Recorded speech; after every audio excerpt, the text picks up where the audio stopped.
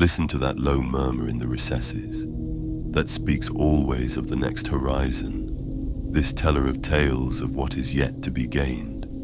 And by its shifting measure, you judge the fullness of your granary and the peace of the lands your own feet already know. We frequently encounter the potent and often ambivalent force of desire and its relationship with the structure of the ego. The manner in which these two interact can significantly color the individual experience, leading either towards psychic integration or towards a cycle of persistent dissatisfaction.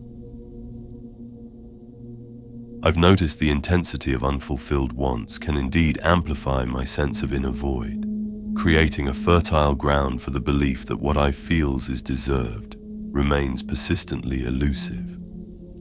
This fosters a peculiar psychological posture, almost a feeling that the cosmos, or God, somehow owes me more than what life has thus far provided.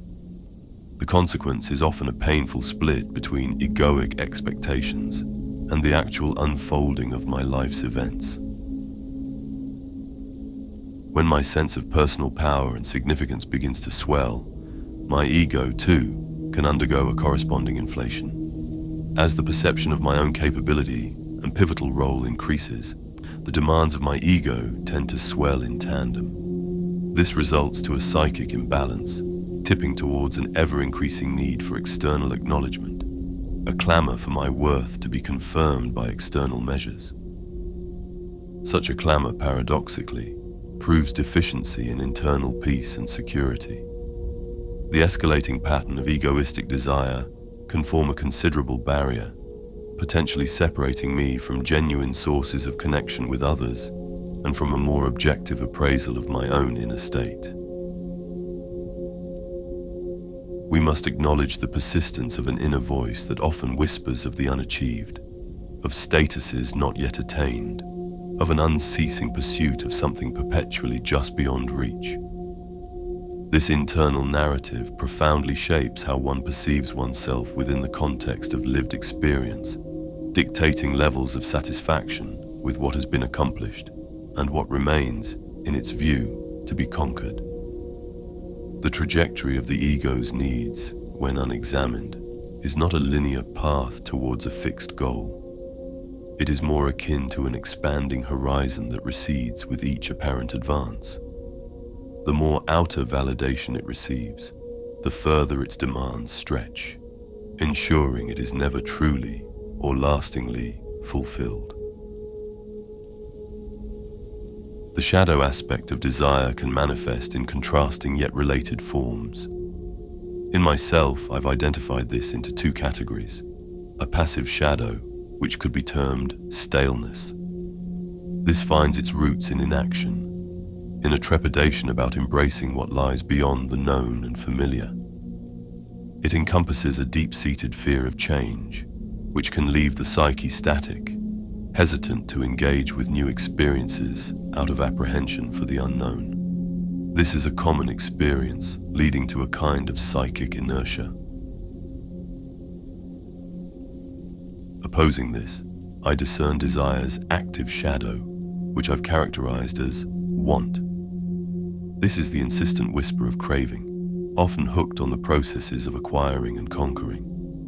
It is intrinsically tied to outer validation and a subtle, or not so subtle, form of self-worship, often sought through the admiration from others. Such intense wants frequently involve the mechanism of projection. An individual unconsciously invests an external object, person, or status with the fantasied power to bestow wholeness, happiness, or ultimate fulfillment. The desired thing becomes a screen upon which an inner lack or an unlived potential is cast, promising a magical solution that it cannot, in reality, provide. This projection adds another layer to the often illusory and compulsively pursued nature of these desires. This shadow dynamic can be built upon notions of exploitation and competition, its success measured solely by its impressiveness to an external audience or by the benefits it can extract from the environment. Such a want distorts more authentic, life-affirming desires into compulsions that do not truly satiate, but instead feed a perpetual hunger for more.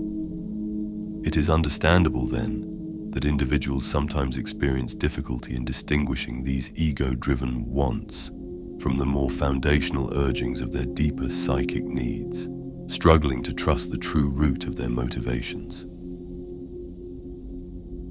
Yet, even in its more problematic manifestations, such as this want, I might inquire into desire's deeper purpose or developmental function. Beyond the immediate drive for gratification or the inflation of the ego, could it be that even these distorted expressions point, however obscurely, towards something lacking or requiring development in the psychic economy? A persistent consuming desire for, let us say, an accumulation of wealth, while on the surface appearing as a simple acquisitiveness, may function as a potent signal. Symbolically, such a craving could represent a deeper hunger for security, for power in a world perceived as threatening, or even for a kind of tangible validation of existence when inner worth feels insufficient.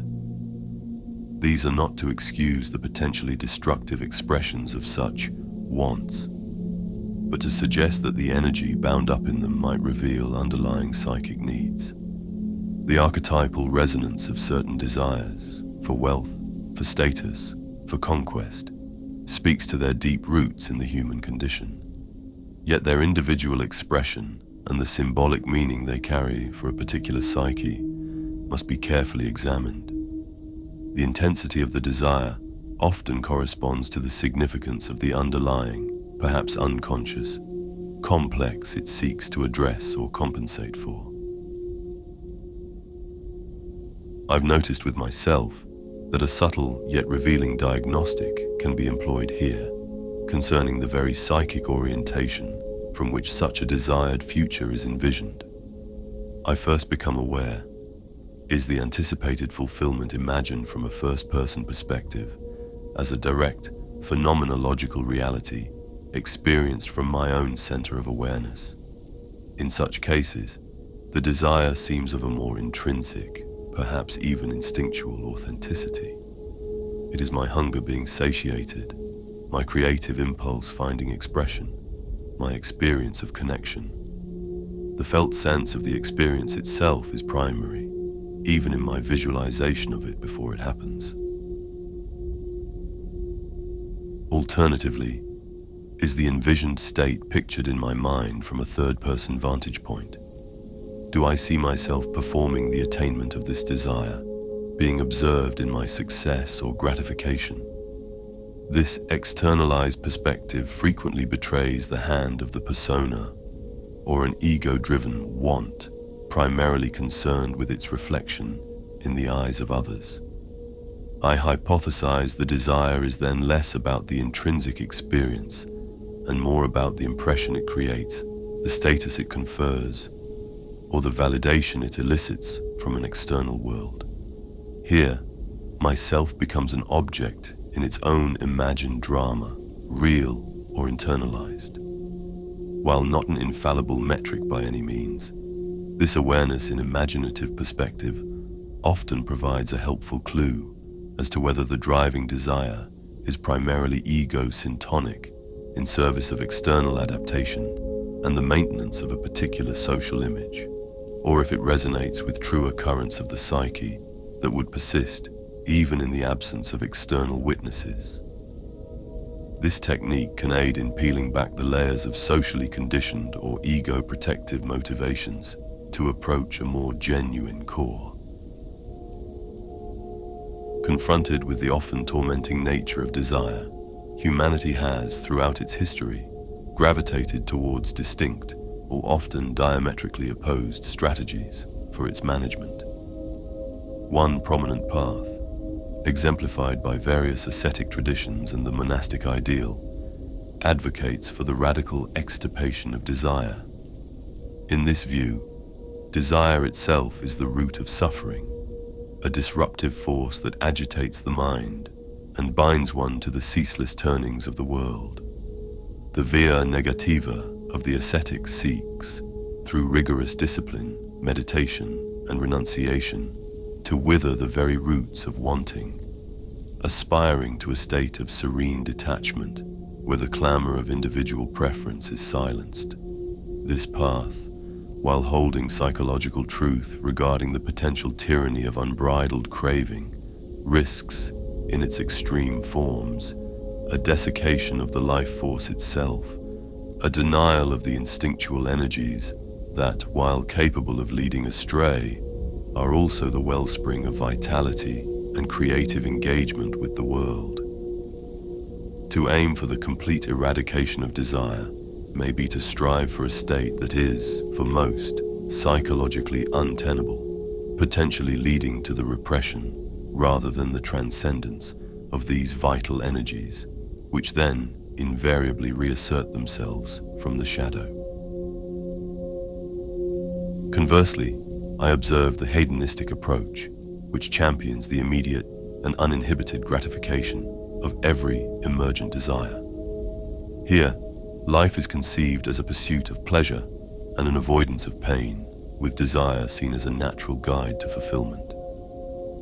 The injunction is to seize the day, to yield to every impulse, believing that suppression or deferral of gratification is an unnecessary and life-denying constraint. While this perspective may appear to embrace life in its fullness, it often neglects the complexities and potential enslavement inherent in such a pursuit.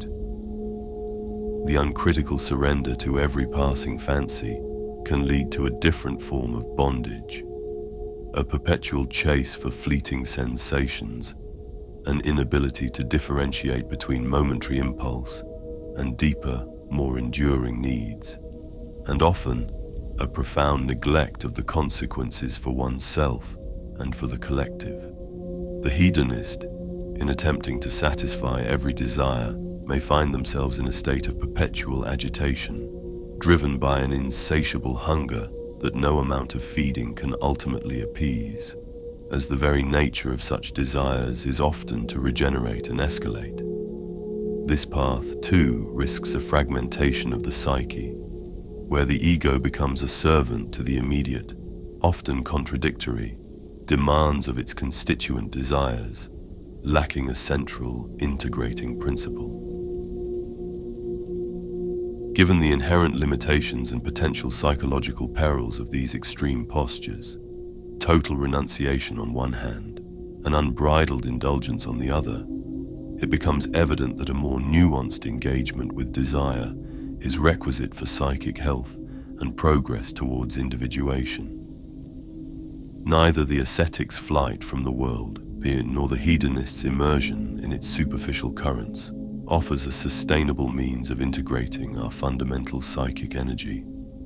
Instead, the path toward a more conscious and balanced existence necessitates a deeper understanding of desire itself, an awareness to discern its origins, its varied expressions, and its often hidden motivations. Without such understanding, the individual remains largely at the mercy of these powerful currents, oscillating between futile attempts at suppression and equally unfulfilling cycles of compulsive gratification.